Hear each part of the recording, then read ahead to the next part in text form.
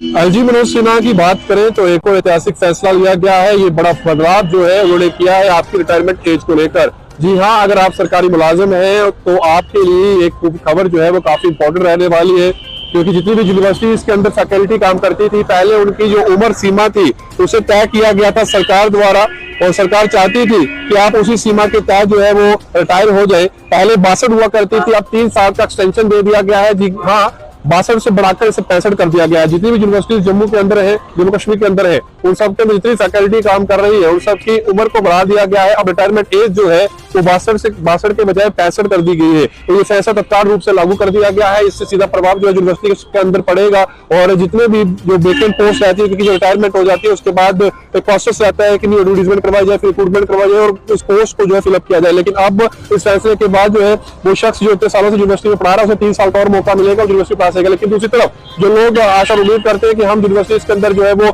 किसी ओहदे पर जाएं या फिर हम जो है वो टीचिंग लाइन में जाएं, उन लोगों की निराशा की ही बात होगी, क्योंकि 3 साल जो है वो और उन लोगों को मिलेगा जो ऑलरेडी सर्विस कर रहे हैं, कि 62 से 65 साल जो है वो फिर से जो है सर्विस में जो है वो देंगे। लेकिन अब रिएक्शंस जो है आने शुरू हो चुके हैं, अलग अलग तरीके की प्रतिक्रिया जो है वो लोग दे रहे हैं। लेकिन सरकार ने फैसला लिया है, सरकार का फैसला जो है वो अटल रहेगा, क्योंकि सरकार की अगर बात करें तो रिटायरमेंट एज को लेकर उन्होंने बड़ा बदलाव किया है, और ये बड़ा बदलाव सिर्फ और सिर्फ लागू होगा यूनिवर्सिटीज के साथ। क्योंकि जितनी भी यूनिवर्सिटी जम्मू कश्मीर के अंदर है, अब मैं पीछे देख सकते हैं जम्मू यूनिवर्सिटी में इस समय मैं खड़ा हूँ और बाहर बिल्कुल तस्वीर आप तक पहुंचा रहा हूँ। यहाँ भी इसकी फैकल्टी है। अगर कोई इंसान 62 साल की उम्र रिटायर होता था पहले, अब वो 62 के बजाय 65 साल की उम्र में जो है रिटायर होगा। तो ये फैसला मैंने आपके समक्ष रख दिया है। ये प्रस्ताव थोड़ी देर बाद जो है ऑर्डर ऑफिशियली जो है वो हमारे सामने होगा। इस ऑर्डर के बाद आप जनता इस ऑर्डर को किस तरीके से देखते हैं, आपको अपने राय कमेंट बॉक्स में रखनी है और वीडियो को जैसा शेयर करना, ताकि हर एक शख्स जो है उस पर इन्फॉर्मेशन भी पहुंच जाए और वो शख्स जो है वो कमेंट बॉक्स में अपनी राय भी रख सके।